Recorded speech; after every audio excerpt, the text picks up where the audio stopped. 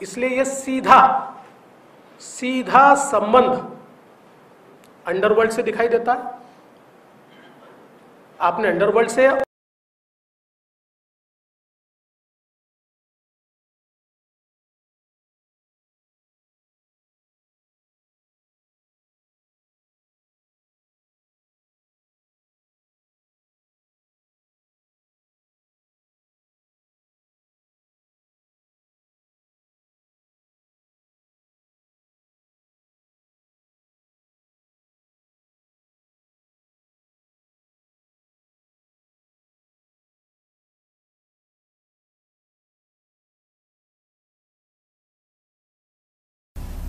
लेकिन छापेमारी की जिसमें 14 करोड़ 56 लाख रुपए के जाली नोट पकड़े गए।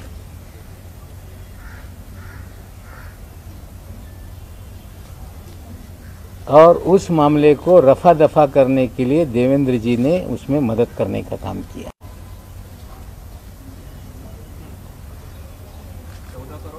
56 लाख रुपए डीकेसी में 8 अक्टूबर 2017। साथियों, जाली नोट का nexus ISI Pakistan Dawood via Bangladesh,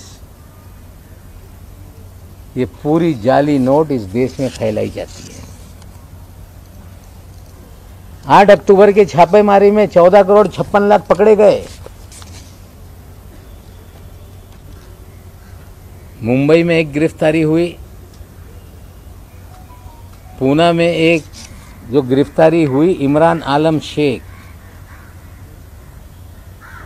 Poona में गिरफ्तारी हुई रियाज शेख, और एक नई मुंबई में भी उसमें गिरफ्तारी हुई थी। लेकिन 14 करोड़ की 56 लाख की जब्ती को 8,80,000 रुपये बताकर मामला दबाया गया। मुर्दाबाद मुर्दाबाद, देश के गद्दारों को जूते मारो, सालों को देश के गद्दारों को जूते मारो, सालों को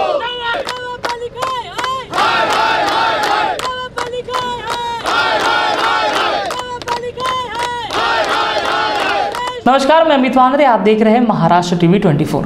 महाराष्ट्र की राजनीति में फिलहाल आरोप और प्रत्यारोप का दौर शुरू है। एक तरफ देवेंद्र फडणवीस ने दिवाली के बाद नवाब मलिक पर आतंकवादियों से संबंध होने का आरोप लगाया है। वहीं नवाब मलिक भी कह रहे हैं कि मैं सारे जांचों के लिए तैयार हूं, और वो भी देवेंद्र फडणवीस पर जाली नोटों के कारोबार को पनाह देने का आरोप लगा रहे हैं। यहाँ तक सब ठीक है कि एक व्यक्ति के आरोप का दूसरा व्यक्ति खंडन करता है और फिर दूसरा व्यक्ति पहले व्यक्ति को आरोप लगाता है। ये भारतीय राजनीति की एक तरह की विशेषता भी है। लेकिन अब ये आरोप प्रत्यारोप का ये दौर सीधा किसी को देशद्रोही साबित करने में तुल गया है। जी हाँ, भाजपा युवा मोर्चा ने यह मान लिया है कि नवाब मलिक देशद्रोही है, जबकि भारत की किसी भी कोर्ट में उन पर सिडिशन माने देशद्रोह के आरोप में कोई केस नहीं चल रहा, न ही किसी कोर्ट ने उन्हें देशद्रोही करार दिया है।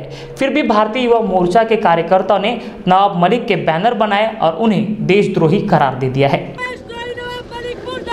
मुर्दाबाद मुर्दाबाद, देश के गद्दारों को जूते मारो, सालों को देश के गद्दारों को जूते मारो, सालों को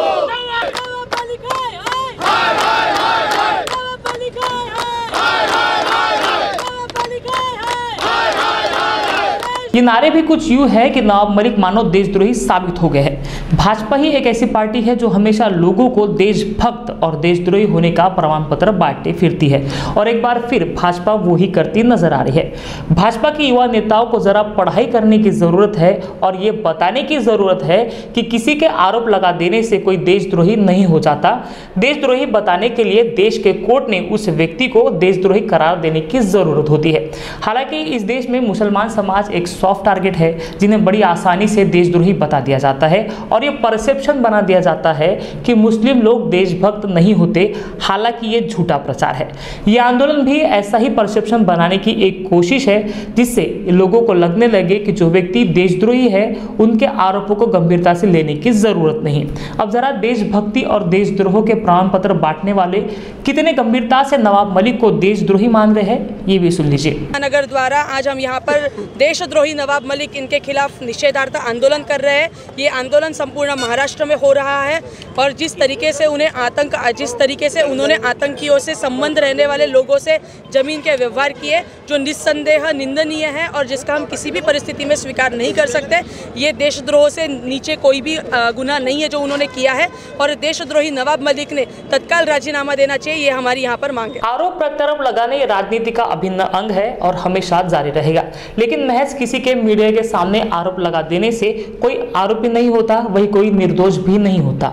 वही ये भी समझ लीजिए कि मीडिया कोई न्यायाधीश की भूमिका नहीं बजाता कि मीडिया के सामने कुछ आरोप लगा देने से मीडिया सही और गलत का निर्णय करेगा। किसी को सही और गलत और किसी को देशद्रोही करार देने का काम न्याय मंदिर के न्यायाधीशों का है, ना कि किसी राजनीतिक पार्टी के नए राजनीति में कदम रख रहे युवा कार्यकर्ताओं का। आपको घर की जरूरतों का सामान लेना है तो सीधा आइए स्मार्ट सुपरमार्केट और पाइए ग्रोसरी का हर सामान एक ही छत के नीचे, वो भी वाजिब दामों में। तो आइए स्मार्ट सुपरमार्केट शुक्ल बंधु।